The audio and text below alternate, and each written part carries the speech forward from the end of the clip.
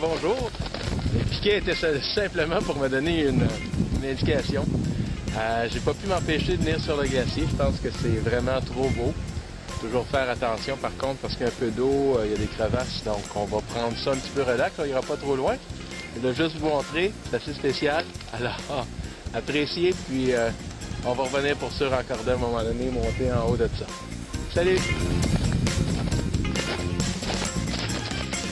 Bienvenue aux entrevues juste pour le fun. On est en direct du Moka Loka sur Mont-Bleu. Encore une fois, très bien reçu. Bonjour Sheila. Salut. Ça va? Ça va très bien. On a de la belle visite aujourd'hui. C'est un domaine qui, j'arrive pas à comprendre parce que j'ai peur. Toi, t'aimes ça, par exemple. Toi, t'es maniaque de ça. T'es meilleur que moi. On va parler voyage. On va aller faire un tour à travers le monde avec un globe-trotter, un vrai. C'est Jadrino Huot qui est avec nous autres. Salut, Jadrino. Allô, Martin. Comment ça Salut, va? Jadrino. Ça va très bien. Bonjour, Sheila. Globe-trotter, c'est un métier ou c'est un trip? Bien, ça commence par être un trip à la base, mais je pense que ça peut se développer en métier au fur et à mesure que tu apprends à voyager, que tu partages tes expériences avec les gens. Je pense qu'au fond, nous, tout le monde est intéressé par les voyages et a une espèce de passion, peut-être pas nécessairement pour aller à l'autre bout du monde, mais pour voir d'autres choses, faire quelque chose de différent. Bien, il y a un monde entre dire, bon, je pars en voyage dans un 5 étoiles, tout inclus, et faire le genre de voyage que toi, tu fais. C'est quoi le cheminement qui t'a mené à ça? Est-ce que quand tu étais petit, tu avais une famille qui voyageait avec un petit fifth wheel, puis on part partout, puis on fait le tour du Canada, ou c'est une passion qui t'est venue à toi, simplement? C'est venu au fur et à mesure de mes expériences. Je pense que quand tu goûtes à ça, Sheila, c'est vraiment quelque chose d'exceptionnel. C'est comme une drogue, c'est une piqûre. Tu peux plus t'en passer. Tu vois la différence. Tu apprends beaucoup à travers les voyages et tu apprends surtout à te connaître. Je pense que des fois, on se connaît mal. Puis quand on va à l'étranger, on voit comment ça se passe. On est moins porté à pleurer sur nos petits malheurs après coup et apprécier ce que l'on a, nous, dans notre quotidien. Quand tu étais petit, est-ce que tu étais un petit gars qui était espiègle, qui grimpait aux arbres, qui voulait toujours savoir comment c'était fait? Oui. C'est un voyage, à un moment donné, qui a vraiment allumé ta passion? Bien, j'ai toujours été curieux de nature. Puis effectivement, quand j'étais très jeune, à l'âge de 12 ans, mes parents m'avaient envoyé en voyage culturel en Europe. Donc, j'avais visité 5 pays. Wow. À cet âge-là, on n'est pas encore assez conscient de ce qui se passe ailleurs. On s'en est plus de la maison, de nos amis, On voit une notre différence famille. plus que d'autres choses. Mais on voit qu'il y a quelque chose de différent ailleurs. Puis je m'étais toujours promis que j'y retournerais. Puis c'est ce que j'ai fait juste avant la fin de mon université. Je suis parti bourlinguer pendant un mois avec mon sac à dos en Europe. Puis c'est là que j'ai commencé à vraiment aimer le voyage. Puis ensuite, j'ai jamais arrêté. Depuis 2000, j'ai fait 26 pays différents. T'es rendu à combien? 38 pays? 38 pays différents, mais il y en a plusieurs où je suis allé à maintes reprises. Parce que pour moi, j'aime pas voyager à la japonaise, Martin. C'est quoi la japonaise? Bien, arriver à un endroit, juste prendre une photo puis te dire que tu y es allé. OK, puis tu n'as pas vécu, tu n'as pas vraiment eu la chance de savourer ce qu'il y avait à voir et à faire dans un endroit. Donc moi, j'aime rester, j'aime expérimenter, j'aime partager aussi avec les locaux parce que c'est eux qui peuvent nous apprendre le plus. Alors, ce que je fais, je retourne souvent dans un pays, voir différentes régions ou approfondir davantage mes connaissances. Nomme-moi une couple de pays que tu as fait. Oh mon Dieu, on pourrait partir avec l'Amérique latine, du Chili jusqu'au Guatemala, la Corée du Sud, le Vietnam, le Cambodge, le Népal, l'Inde, la Tunisie, pas mal toute l'Europe de l'Ouest, à part de rares pays, je les ai toutes vus. L'Islande, je suis allé au Groenland il n'y a pas longtemps. On pourrait continuer pendant très longtemps. Quand j'étais petite, en Gaspésie, on voyait un homme comme toi, je ne sais pas, qui partait avec sa bicyclette puis son gros sac à dos, puis veut pas, à un moment donné, tu as le look du voyageur, tu as la barbe, tu as les cheveux longs. Tu sais, évidemment, tu vas pas chez le barbier toutes les semaines quand tu es en voyage autour du monde. Puis là, on te dit, tiens, ça, là, c'est un épi, ça. T'en dis pas, là, parce que... Est-ce que les gens te parlent quand tu es dans un autre pays ou ils ont peur de toi? Je vais t'avouer, c'est une drôle de question que tu poses, mais je vais volontairement me laisser pousser la barbe en voyage pour deux raisons. La première, pratico-pratique, parce que trouver une douche, c'est pas toujours évident. Et encore, trouver une douche avec de l'eau chaude, c'est encore plus rare dans certains coins du monde. Mais l'autre chose, moi, je me suis toujours dit, quand tu as l'air plus bum qu'un bum, tu te fais moins achaler. Donc, côté sécurité, surtout dans des pays, quand tu vas seul, dans des endroits un peu plus isolés, puis que les gens ont un peu crainte de toi, moi, ça me rassure, en tout cas. Puis, c'est sûr que ça peut couper certaines occasions d'échanger avec les gens, mais une fois que tu as obtenu la confiance des gens et vice-versa, la barrière est facilement franchie. Comment on est perçu, les Québécois, dans les nombreux voyages que tu as faits, là? Comment on est perçu? Comment on nous voit? Bien, les Québécois, pour la plupart des gens, même en France, je te dirais, les Québécois sont un peu plus connus en France, mais à l'extérieur, on est vu comme des Canadiens. Et les Canadiens, on est extrêmement bien perçus. Je vais t'avouer, à chaque endroit où je suis allé, dès que tu te présentes comme étant un Canadien, tu as des privilèges, tu es toujours bien reçu, les gens t'envient aussi à bien des égards. C'est certain qu'on a aussi un désavantage dans un sens qu'au niveau physique, on ressemble beaucoup aux Américains. Ouais. Et eux, en contrepartie, la plupart des pays où ils peuvent aller sont pas les bienvenus dans bien des endroits. Donc, il faut toujours faire attention un peu là-dessus, mais encore là, c'est juste d'être, d'être soi-même, puis de toujours se rappeler que c'est nous qui est en visite. C'est pas à eux à changer, c'est à nous à nous adapter à leur quotidien, à leur routine, pour justement pouvoir intégrer leur quotidien et partager ça avec eux. On va faire une parenthèse. Dans l'actualité, on parle beaucoup ces temps-ci, encore une fois, des accommodements raisonnables, ce que tu viens de me dire. Quand on va là-bas, est-ce qu'il y a des gens qui parlent que, bon, exemple, tu vas dans un secteur où c'est arabe. Est-ce que les gens vont te dire, les gens, vous acceptez de vivre ça comme ça et de dealer avec ça comme ça chez vous? Est-ce qu'on vous parle de la situation des gens arabes qui vivent chez nous? Non, ça m'est jamais arrivé. Non? Par contre, moi, je me fais un devoir de toujours apprendre quels sont les us et coutumes locaux. OK.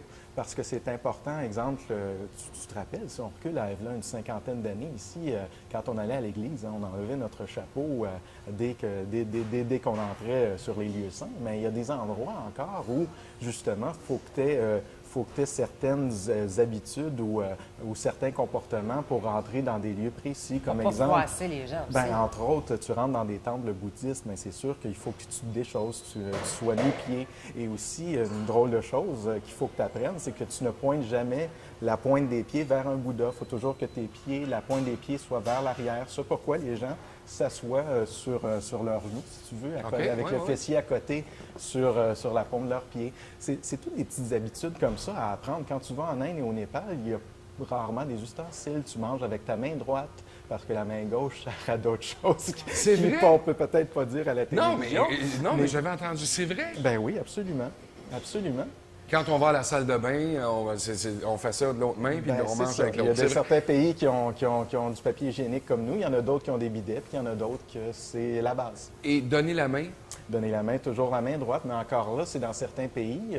Nous, donner la main, c'est un concept très occidental, dans un sens. Si tu vas en Asie, en Thaïlande, par exemple, c'est toujours les mains liées comme ça et avec un salut. Et je vais t'avouer, j'aurais un torticolis, moi, resté en Asie à la fin de la journée. Ils nous en font énormément. C'est vrai? Ah oui, Quel oui. moment tu t'es senti peut-être où tu avais peut-être commis justement un impair, où tu as fait quelque chose, puis la personne s'est reculée, où tu as senti que tu avais été, sans le vouloir, tu n'avais pas froissé la personne, mais tu avais fait quelque chose qu'il n'aurait pas fallu que tu fasses, ou tu avais parlé trop vite, ou marché trop rapidement? De mémoire, ça m'est rarement arrivé parce que je pense de s'informer puis d'observer aussi. Quand je suis dans une situation où je ne connais pas, je vais prendre mes distances et je vais regarder ce que les autres font avant de prendre une action ou de dire quelque chose. Mais je me rappelle, je reviens du Moyen-Orient récemment et c'est assez particulier parce que je suis allé dans vraiment, ils appellent ça une tribu. Et j'étais le seul étranger et c'est seulement des hommes. Et à un moment donné, il y a des plats, je crois que c'est de chèvre ou de mouton qui arrivent au milieu. Et là, tout le monde pige avec sa main, puis tu prends ça avec un pain et tu manges carrément avec les mains. Et à la fin, il faut que tu dises un mot pour sortir de table. Et ma connaissance qui m'avait amené là m'avait dit quel mot dire, mais je me souviens plus c'est quoi le mot. Ça fait que je suis resté là, puis j'avais plus faim, mais je mangeais jusqu'à temps que quelqu'un dise le mot assez fort pour que je le comprenne, puis que je baragouine quelque chose du genre. Donc, il y a toujours des façons d'essayer de s'en sortir, mais des fois, ça peut causer des situations assez cocasses. Merci. Jade Rideau, tu as sorti un livre qui s'appelle « De Terre-Neuve à la Terre de Feu ». Moi, je vais inviter les gens à se le procurer. Si vous êtes comme moi, vous n'aimez pas beaucoup la lecture, il y a plein de super belles photos là-dedans. C'est vraiment trippant. C'est des photos. On va vous en montrer à l'écran quelques-unes tantôt, là. Mais tu as vu, tu es allé aux îles Galapagos, tu as vu des choses exceptionnelles. Le monde animalier, te baigné là-dedans, là. Ah, ça me fascine, moi. Les animaux, je crois que c'est ce qui me porte à voyager, C'est vrai? avec les humains aussi, parce que c'est quelque chose de fascinant de voir, on est habitué de les voir à la télévision ou dans des cages, mais de les voir dans leur environnement naturel, fonctionner au quotidien aussi, c'est extraordinaire. Qu'est-ce que tu as vu comme bébête? Ah, mon Dieu, écoute, des rhinocéros, des éléphants, des dromadaires, des serpents, des araignées, nomme-les, là, de toutes les sortes, de toutes les grosseurs. J'en ai vu des exceptionnels. Les oiseaux, juste dans la variété d'oiseaux que tu peux voir dans certains pays, tu te comptes par centaines. De voir un bison l'été dernier en liberté, un bison sauvage, c'est quand même quelque chose d'assez exceptionnel. Tu sais, des ours dans leur état naturel, même ici, quand t'en vois un, je trouve ça impressionnant. C'est sûr qu'on regarde nos distances, là, mais quand même, tous les animaux, moi, vont me fasciner. Puis surtout ceux qu'on n'est pas habitué de voir dans leur état naturel, ceux qui nous sont un petit peu plus étrangers. Quand on voit une personne qui fait ce que tu fais, qui voyage comme tu le fais, tu passes, je dirais, une bonne partie de l'année à préparer tes voyages et ensuite à les exécuter. C'est quoi la forme de financement? Comment est-ce que tu fais pour payer ces voyages-là, même si tu ne voyages pas dans des hôtels 4 étoiles? Bien, pour l'instant, je me suis toujours autofinancé dans un sens. Puis Martin, juste pour ton information, c'est pas avec un livre qu'on paie des voyages. Oh non, non, non. C'est plus pour partager une passion avec les gens puis leur faire découvrir eux autres aussi, soit par procuration d'autres pays ou peut-être leur donner le petit déclic qui leur manque pour passer à l'étape suivante. Mais pour répondre à ta question, Sheila, je crois que c'est une question de choix. Hein? Il y a des gens qui vont vouloir avoir une auto de l'année à tous les 2 ans et qui vont vouloir avoir le grand écran 46 pouces plasma, dernier cri, dernier modèle. Moi, j'ai adopté peut-être un style de vie peut-être plus terre à terre. Puis, mon budget, tout ce que j'ai en extra, ben je le mets de côté pour justement voyager. C'est vraiment toi qui finances tes voyages? Jusqu'à maintenant, c'est toujours ce que j'ai fait. Puis aussi, ben, quand tu as une passion, que ce soit n'importe quoi, des gens qui collectionnent les timbres, par exemple, bien, une majorité de leur budget va aller sur l'achat des timbres ou de guides ou quoi que ce soit. Moi, tous mes achats sont tournés autour des voyages, du plein air, l'achat de guides, de nouveaux équipements. Avec Internet, maintenant, c'est tellement facile aussi de s'informer. Puis, contrairement à ce que bien des gens pensent, voyager, c'est un mythe que ça coûte cher. C'est vrai qu'il y a certaines dépenses à faire, mais c'est le transport qui coûte cher. Ouais. Quand tu vas en Amérique latine ou en Asie, tu peux fort bien vivre à 15-20 $ par jour si tu pars en couple ou à deux. Le prix d'une chambre d'hôtel, de l'hébergement est très abordable. Et là, je ne vous parle pas de rester dans des conditions primitives là, sur une planche de bois. C'est très confortable avec tous les services. Donc, il s'agit de passer outre un petit peu cette idée préconçue. C'est-tu plus sentier battu ou encore on va le défraîchir, le sentier, le voyage que tu fais? Ah non, c'est toujours hors des sentiers battus. Ouais. Je vais t'avouer, je suis un peu allergique aux endroits touristiques.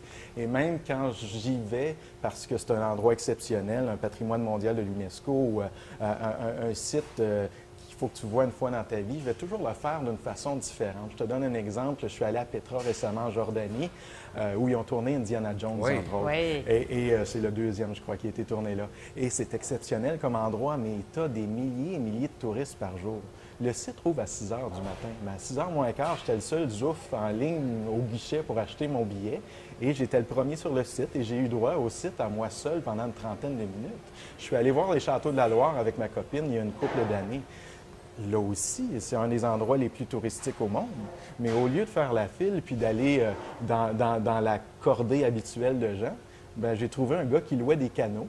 Puis on a descendu la rivière Cher, que ça s'appelle, qui était la rivière Royale à l'époque. Puis on est descendu, puis on est passé sous les arches de Chenonceau. Donc, ça nous a permis de voir le château d'une façon différente, puis de l'apprécier aussi sans voir les bains de foule. Il y a toujours façon. Sur le nombre de voyageurs qu'on a au Canada, là, Oui. combien il y en a qui vont faire ce que toi tu fais? C'est-à-dire que vont décider de ne pas prendre la formule tout inclus. Le tourisme d'aventure, c'est ça. un petit peu plus. Ben oui, c'est le bon mot. Combien on en dénombre de gens qui font du tourisme d'aventure? Je n'aurais pas des chiffres précis, Martin, mais je t'avouerais que je serais porté à dire de plus en plus. Oui. Tant au niveau des jeunes, ça a toujours été un mode de vie par choix, mais aussi par nécessité parce que les finances étaient plus limitées. Mais aussi, les gens, les baby boomers, par exemple, de plus en plus sont tannés d'aller toujours dans des formules tout inclus. Ils veulent faire quelque chose de différent. Ils veulent vivre la différence aussi parce que quand tu vas à l'étranger, si tu veux avoir ta bouteille de ketchup sur le coin puis regarder les mêmes émissions que tu vois à la télévision chez vous, ben à quoi bon aller à l'étranger? C'est le fun de vivre un petit peu comme eux, de voir comment ça se passe pour justement pouvoir comparer puis apprécier. Donc, je pense qu'il y en a de plus en plus des gens qui veulent aller vers ce que j'appelle le soft adventure. Peut-être pas aussi extrême que moi, mais qui veulent vivre quelque chose de différent. Essayer des nouveaux sports sans être extrême d'aventure. OK. Donc, on en voit de plus en plus. Puis je pense que le tourisme, avec l'écotourisme, s'en va vers ça aussi. C'est la nouvelle tendance. Puis ça va se développer davantage dans les prochaines années. Je dirais. Y a-tu un site Internet où les gens peuvent te rejoindre si on veut avoir des informations, où tu peux voyager avec des gens? Absolument. Ouais. Les gens peuvent me rejoindre à mon site www.indianajad.com, donc INDIANAJAD.com. Et là-dessus, il y a plus de 800 photos sur 61 pays différents. Ça peut inspirer les gens. Je peux donner des conseils tout à fait gratuitement, ça me fait plaisir. Et si jamais les gens sont un peu insécures à savoir, bon, où c'est que je pourrais aller pour commencer? Parce qu'on ne commence pas avec l'Inde, par exemple, parce que sans ça, tu vas vouloir revenir chez vous puis te cacher dans le garde-robe chez ta mère jusqu'à la fin des temps. Pourquoi il y a des tigres? C'est beau en Inde? C'est très beau, l'Inde. Les couleurs, hein? Ah, c'est très beau, l'Inde. Mais encore là, c'est que c'est un pays où il y a tellement de différences, de chocs par rapport à ce que nous, on vit au quotidien, que c'est très déstabilisant. Tu es toujours en déséquilibre dans un sens parce que tu te dis, coudonc, je viens-tu de voir ce qui se passe? Là, tu sais, autant au niveau de la richesse individuelle, collective, la salubrité, les conditions de vie, le quotidien, le transport. Un village en Inde, c'est quoi, 4 millions d'habitants? Non, mais je t'agace, mais il y a tellement de monde, il y a 1 milliard de personnes. Là, donc, Mais tu touches un point quand même intéressant, Jadrino, quand on est seul, puis que malheureusement on tombe malade, il arrive quoi à ce moment-là? Est-ce que ça t'est déjà arrivé de te retrouver dans une situation où tu t'es dit, là, je suis loin de chez nous, puis je suis tout seul? Oui, ça, c'est difficile. Je vais t'avouer que c'est toujours quelque chose que tu gardes en arrière de la tête, puis c'est certain que quand je voyage seul, je vais voyager un peu différemment. Comme quand je suis allé en Inde et au Népal, je suis devenu volontairement végétarien pendant 2 mois parce que, justement, pour éviter les complications liées à des empoisonnements alimentaires. Tu essaies de toujours t'allier peut-être à un guide local quand tu vas faire des treks, justement parce qu'eux connaissent les endroits et tu peux avoir une espèce d'acolyte si jamais il y a quelque chose qui tourne mal. Tu dis toujours où tu t'en vas, tu t'informes auprès de l'hôtel en leur disant, écoutez, aujourd'hui, je m'en vais à telle place, je compte revenir à telle heure.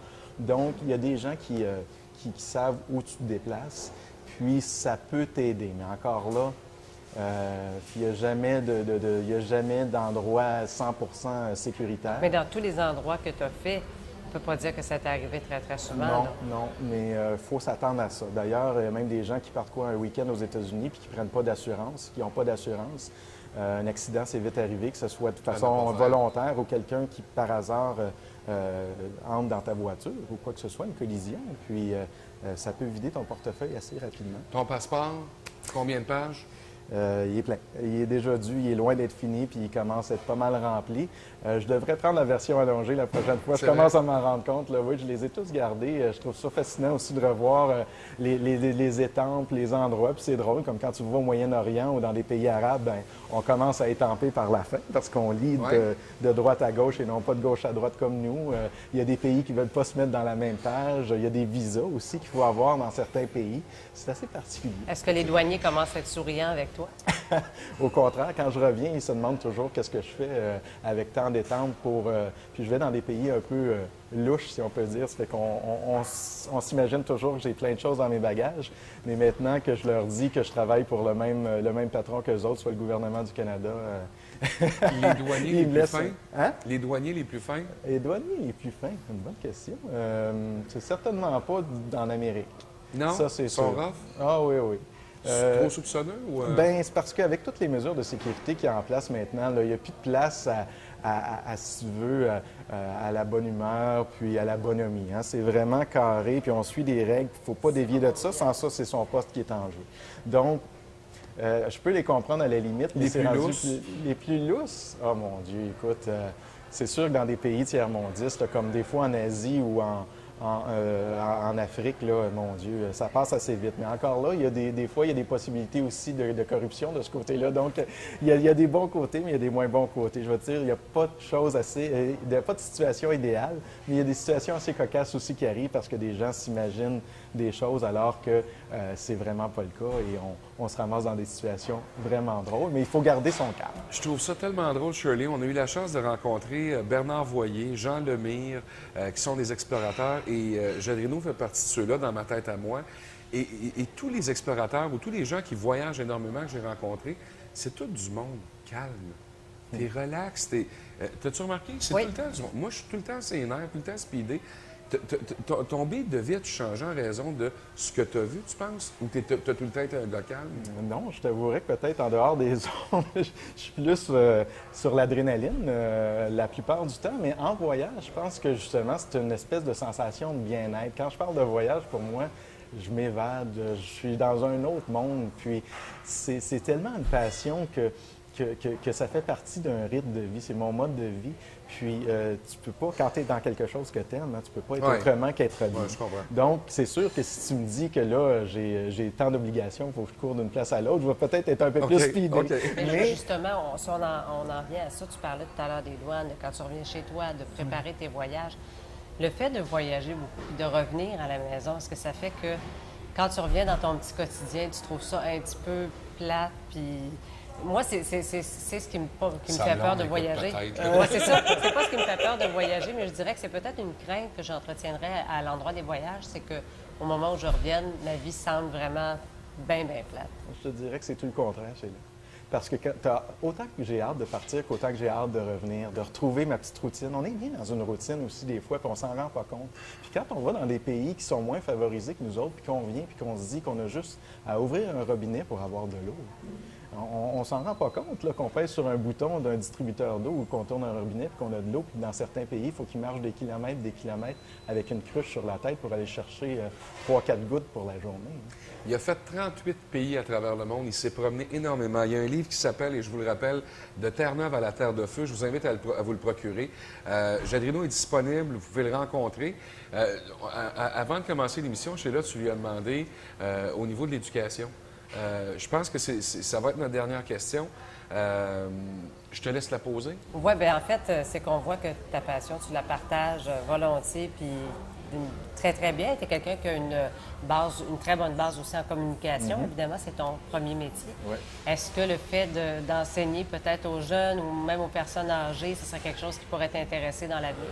Absolument. Je veux dire, l'enseignement, partager des connaissances. Je crois que je suis toujours avide d'apprendre et de connaître. Donc, de pouvoir partager mes propres connaissances, mais aussi d'apprendre avec les autres, ce serait quelque chose de fort intéressant. Et même de donner des conférences, des photoconférences. J'adore cette facette-là aussi, parce que des fois, ça ouvre les horizons aux personnes qui assistent aux conférences et c'est comme une salle de classe dans un sens. Mais définitivement, l'enseignement, pour moi, que ce soit en tourisme ou en communication, c'est une voie que j'adore. La chose la plus, et je pense que ça, c'est quelque chose que tout le monde veut savoir, la chose la plus bizarre que tu as mangée pendant un voyage. La chose la plus bizarre que j'ai mangée, j'ose espérer que je ne sais pas c'est quoi. Mais c'est drôle. Des fois, je ne sais même... Wow, là, je suis loin de chez nous, là. Des fois, je ne sais pas ce qu'il y a dans mon assiette. Hein. Puis dans des pays où je ne sais vraiment pas parler la langue, donc je vais souvent pointer ce que je vois dans les autres assiettes en espérant que ça soit bon. Puis, à d'autres occasions, bien, carrément, ils t'amènent ce qu'il y a sur le menu ou ce qu'ils ont dans leur cuisine. Puis, tu te croises les doigts puis tu lui dis, tu y vas. Pourquoi que si eux en mangent que nous, on ne serait pas corrects? En Inde, on parle beaucoup de la vache sacrée, tout oui. Ça. Il y a je ne sais pas si c'est des légendes, des mythes, où on dit qu'en Chine, on mange le chien. C'est vrai? Oui, j'en ai déjà vu là, présenté dans des étals, mais encore là, justement, souvent les gens se disent et deviennent un petit peu, mon Dieu, les gens mangent du chien là-bas, parce que nous, c'est un animal de compagnie. Oh, ben oui. Donc, on a une mentalité ou une perspective différente par rapport au chien. Mais comme tu viens de le dire, dis à un Indien d'Inde ou un Hindou que tu manges de la vache ou du bœuf et il va avoir la même réaction par rapport à toi. À un musulman que tu manges du porc, c'est la même chose. Donc, dans un sens, il faut toujours garder ça de façon relative et pas porter de jugement parce que, dans le fond, pourquoi nous, notre façon d'être, notre façon de vivre serait meilleure que la nôtre? la leur, pardon. C'est vrai. Tu sais, dans un sens, on a chacun à apprendre encore une fois. Ça ne veut pas dire que tout ce qu'on fait, c'est mal, mais ça ne veut pas dire que tout ce qu'on fait, c'est bien non plus. Y a-tu des McDonald's partout où tu as été? Pas mal, puis ils t'offrent tout un chausson. Jadrino, t'es super cool. Moi, j'invite les gens à aller voir son site Internet, à se procurer le livre. Il est fin, il est calme, c'est trippant. Moi qui n'ai pas un voyageur, je sais là, tu tripes plus sur l'avion que moi. L'avion, y a-tu des fois que tu as eu peur en avion? Oui, je vais t'avouer que ça, les plus grandes craintes que j'ai eues, là, c'est pas au niveau de ma sécurité, c'est au niveau des vols. J'ai souvent pris des avions là, qui étaient... Non, mais c'est parce que les avions qui m'ont compté, écoute, l'intérieur avec du bois, des planches de plywood qui séparent tout ça. Non, essayez d'aller voir son site Internet, vous allez triper. Donnez-vous le goût de l'aventure, donnez-vous le goût de Jadrino Yacht. Il est vraiment fin. Je vous invite à c'est vous procurer voyager ça, un sans livre. voyager, de toute façon. Ouais. Même si vous n'êtes pas un grand voyageur, vous allez voyager à travers ses livres, à travers son site. Hey, les îles Galapagos, ça doit être tellement formidable. Là où le monde a été créé. Là où les femmes sont les plus belles, je veux Ah savoir oui. ça en Oh finissant. mon Dieu! Hey, ça, c'est une bonne question. C'est sûr que les Québécoises, pour moi, sont très, très fortes. Mais au niveau, les Danoises, les Suisses allemandes, les Espagnols. Ah oui, c'est Les Russes sont bien populaires aussi. Oui, j'aime bien tout ce qui est latin. Là, les latines, les costaricaines notamment, sont très, très jolies. Puis c'est un beau pays. Ça, c'est du bon renseignement qu'on veut savoir, ça. Robert Pattinson, il reste où? Il reste en Angleterre. Jadrino, un immense merci à toi, t'es fait au bout. Ben, c'est un grand À très plaisir. bientôt. Merci. Merci d'avoir été là. On se reprend très, très bientôt pour une autre entrevue juste pour le fun. Bye bye.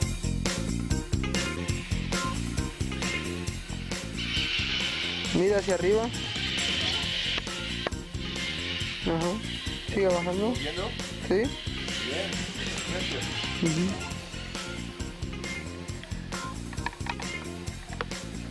Aquí estamos descendiendo al fondo de la cima, que tiene 125 metros. Acá se mira el primer mirador. Allá se mira el restaurante.